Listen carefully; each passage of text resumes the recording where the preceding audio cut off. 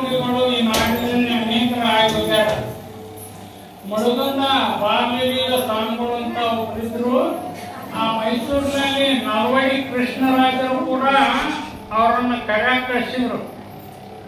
ಕರೆಯಾಗಿ ಕಳಿಸಿ ತಮ್ಮ ದೂತರನ್ನು ಕೊಟ್ಟು ತಮ್ಮ ಮಂತ್ರಿಯನ್ನು ಕೊಟ್ಟು ಕರೆಯಾಗಿ ಕಳಿಸಿದ್ರು.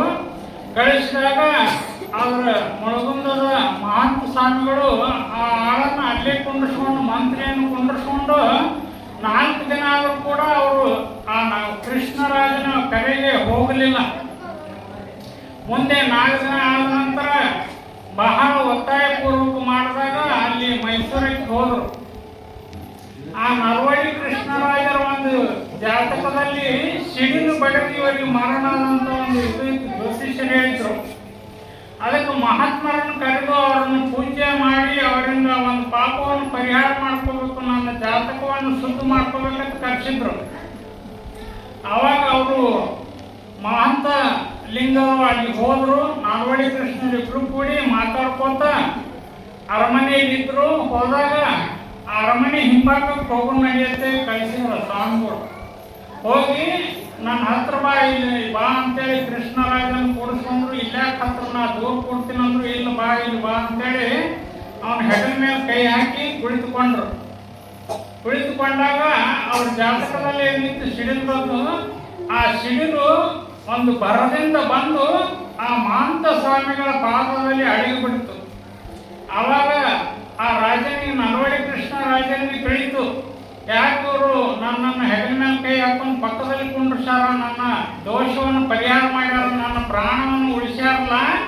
ಅದಕ್ಕಾಗಿ ಅವರಿಗೆ ನನ್ನ ಆಸ್ಥಾನದಲ್ಲಿ ಎಷ್ಟು ಮೈಸೂರ ಎಷ್ಟು ಸರ್ವದಲ್ಲಿ ಒಂದೊಂದು 100 ಕಿಲೋಮೀಟರ್ಗೆ ಒಂದು ಮಠಗಳನ್ನು ಮಾಡಿಕೊಡ್ಬೇಕು ಇವರಿಗೆ. ಅಲ್ಲಿ ದವಸ ಧಾನ್ಯಗಳನ್ನು ವಜ್ರ ಮುತ್ತು ರತ್ನ ಐಶ್ವರ್ಯ ಎಲ್ಲವನ್ನೂ ಕೊಡಬೇಕಂತೇಳಿ ಅವ್ರಿಗೆ ಕೇಳಿದಾಗ, ನಾನೇನು ಮಾಡಿ ನನ್ನ ಪೂಜೆ ಮಾಡೋದಾಗ ಪೂಜೆ ಸಾಮಾನು ಕಳಿದಾಗಲ್ಲ, ನನ್ನ ಲಂಗುಟಿ ತೊಳ್ಕೊಳ್ಳೋದಾಗ ನಿನ್ನ ತಗೊಂಡು ನಾ ಏನು ಮಾಡಲಿಕ್ಕೆ ತಿರಸ್ಕರಿಸಿ ಮಾಡಿ ತಮ್ಮ ಸ್ಥಾನಕ್ಕೆ ಬಂದರು. ಇಂಥ ಮಹಾತ್ಮರು ಅದರಂತೆ ಶಿವಸಂಗಿ ಲಿಂಗರಾಜರು ಕೂಡ ಅವರು 7 ಮಂದಿ ಹೆಂಡ್ರನಾದರೂ ಕೂಡ ಮಕ್ಕಳಾಗಲಿಲ್ಲ. ಅವಾಗ ಬೇಸತ್ತು ಈ ಸಂಸಾರ ಸಾಕು, ಇದನ್ನೇನು ಮಾಡೋದು ತಗೊಂಡು ಎಲ್ಲ 1000 ಎಕರೆ ಅವರಿಗೆ ಆಸ್ತಿ ಇತ್ತು. ಇದ್ದಾಗ ಅಗ್ನಿ ಶಿವಯೋಗಿಗಳ ಹತ್ರ ಹೋಗಿ ಇದನ್ನ ನಿಮ್ಮ ಪಾದಕ್ಕೆ ಹಾಕ್ತೀನಿ, ನಾನು 7 ಮಂದಿ ಹೆಂಡ್ರಾದ್ರು ಮಕ್ಕಳಾಗಲಿಲ್ಲ, 1000 ಎಕರೆ ಆಸ್ತಿ ಅದ, ಇದನ್ನ ನಿಮ್ಮ ಪಾದಕ್ಕೆ ಹಾಕ್ತೀನಿ ಅಂದಾಗ, ನಂದೇ ನನಗೆ ಪೂಜೆ ಪುನಸ್ಕಾರ ಇದಕ್ಕೆ ಟೈಮ್ ಸಾಲೋದಿಲ್ಲ, ನಿನ್ನೆಲ್ಲ ಆಸ್ತಿ ತಗೊಂಡು ನಾನೇನು ಮಾಡಲಿ, ಇದನ್ನ ಒಂದು ಬಾಲ ಮಕ್ಕಳಿಗೆ ಮಾಡಂತೇಳಿ ಹೇಳಿದ್ರು. ಅವಾಗ ಲಿಂಗರಾಜ್ ಕಾಲೇಜ್ ಬೆಳಗಾವದಲ್ಲಿ ದೊಡ್ಡ ಬೃಹದಾಕಾರವಾದ ಲಿಂಗರಾಜ್ ಕಾಲೇಜ್ ಮಾಡಿ ಅಲ್ಲಿ ಲಕ್ಷಾಂತರ ಮಕ್ಕಳು ಕಲಿಯುವಂತ ಒಂದು ಇದು ಮಾಡಿದರು. ಹಿಂಗ ಮಹಾತ್ಮರು ಸಂತರ ಒಂದು ಮಾತನ್ನು ಕೇಳಿ ಅನೇಕ ಭಕ್ತರು ತಮ್ಮ ಆಸ್ತಿಯನ್ನೇ ತ್ಯಾಗ ಮಾಡಿ ಅದು ಲೋಕ ಕಲ್ಯಾಣಕ್ಕಾಗಿ ಉಪಯೋಗ ಆಗಲಿ ಅನ್ನುವಂಥ ಭಾವ ಅವರಲ್ಲಿ ಬರುವಂಥದ್ದು. ಅಂಥ ಶಕ್ತಿ ಶಿವಯೋಗಿಗಳಲ್ಲಿ ಇರ್ತದ, ಅಂಥ ಶಕ್ತಿ ಬಸವಣ್ಣವರಲ್ಲಿ ಕೂಡ ಇದ್ದು ಅವರ ಮುಂದೆ ಅನೇಕ ಪವಾಡಗಳನ್ನು ದಿನನಿತ್ಯ 98 ಪವಾಡಗಳನ್ನು ಮಾಡಿ ಅನೇಕ ಲೋಕ ಕಲ್ಯಾಣ ಕಾರ್ಯಗಳನ್ನ ಮಾಡುವಂತವ್ರು.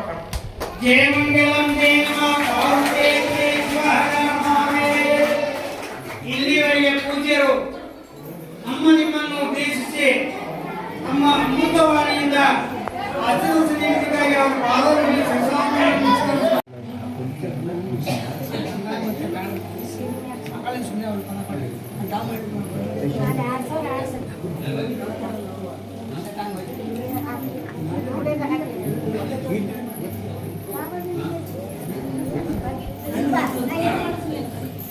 ಕಾಶಿ ಕಲ್ಯಾಣಕ್ಕೆ ಬೆಳಗಾರಂದು ಭಾಷೆ ಬಾಗೋಡಿಗೆ ಬಲ್ಲಿದ ಬಂದು ಶಶಿಧರ ಮುಖ ಚಲುವ ಶಿವತ ಬಂದು ಕಡಿಯ ಕೊಡಿಯ ಕಲ್ಲವರೆಂದು ಹೇಳಿ ಸಾರಿದರು. ಕಡಿಯ ಕೊಡಿಯ ಕಲ್ಲವರೆಂದು ಹೇಳಿ ಸಾರಿದರು.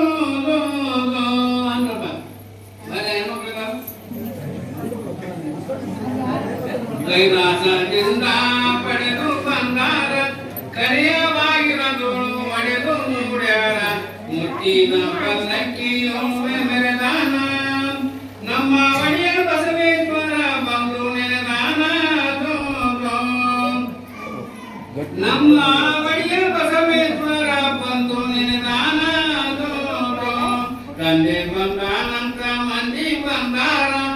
ಚಂದ್ರನಿಂದಲಿ ಕೂಡಿ ಚವಳಿ ಹೊಡ್ಸ್ಯಾರ ನೂರು ದಿನ ದಿನ ಎಂಬ ದರಗದೊಳಾರಾನು ಬಂದು ನಿಮ್ಮ ಪೂಜೆಗೆ ಗಂಧ ಕರ್ತೂರಿ ಸಂಜೀವ ಧರಿಸಿರಿ ಜಾರಿಗೆ ಗರಿ ನೋಡಿರಿ ಐತಾನ ಚಂದ್ರ ನೈಸಿರಿ ಈಗ ಬಸವಣ್ಣನ ಬಾಗಿಲಕ ಬಂಗಾರದ ದೋಣಿದು ಈಗ ಬಸವಣ್ಣನ ಬಾಗಿಲಕ್ಕೆ ಬಂಗಾರದ ದೋಣಿದು ದುಂದು ನಿಮ್ಮ ಪೂಜೆಗೆ ಗಂಧ ಕರ್ತೂರಿ ಸಂಜೀವ ಧರಿಸಿರಿ ಜಾರಿಗೆ ಗರಿ ನೋಡಿರಿ ಐತಾನ ಚಂದ್ರ ನೈಸಿರಿ ಈಗ ಬಸವಣ್ಣನ ಬಾಗಿಲಕ್ಕೆ ಬಂಗಾರದ ದೋಣಿದು ಮುಂಚೆ ಪೂಜೆಗೆ ಮುಟ್ಟು ಏರಿಸಿರಿ ಕಂಡೋರಿ ತುಂಬಾ ಕಾಯಿ ಸಕಾರಿ ಕೊಟ್ಟಲ ಹಿಡಿಯಂತ ಕೊಟ್ಟಾರ ಕುದುರಿ ಈಗ ಮರದ ತುಂಬ ಹೊನ್ನು ಮಾಡ್ಯಾರ ಸೂರಿದು ನಾಗದ ನಗಿಯರು ಇವರು ಬಂದಾರ ದೇವದ ನಗಿಯರು ತಾವು ಬಂದಾರ ಜಕಣಿಯ ಬಾಗಿಲಿ ಮೋಟ ಮಾಡ್ಯಾರ ರಾಜೇಂದ್ರ ಭೂಪಾಲನ್ನು ಹೇಳಿ ಸಾರ್ಯಾರ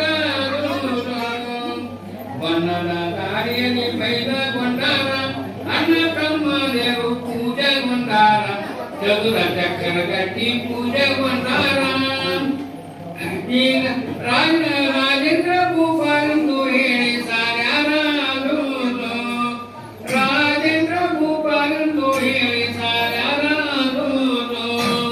ಕಾಜಿ ಕಲ್ಯಾಣಕ್ಕೆ ಬೆಳೆದಾರೆಂದು ಬಾಜೆ ಬಾಗೋಡಿಗೆ ಬಲ್ಲಿದ ಬಂದು ಶಶಿಧರ ಮುಖ ಚೆಲುವ ಶಿವಸ ಬಂದು ಕಡಿಯ ಕೊಡಿಯ ಕಲ್ಲವರೆಂದು ಹೇಳಿ ಸಾರಿದರು ಕಡೆಯ ಕೊಡಿಯ ಕಲ್ಲವರೆಂದು ಹೇಳಿ ಸಾರಿದರು ಎನ್ನುಕೊಂಡಾರ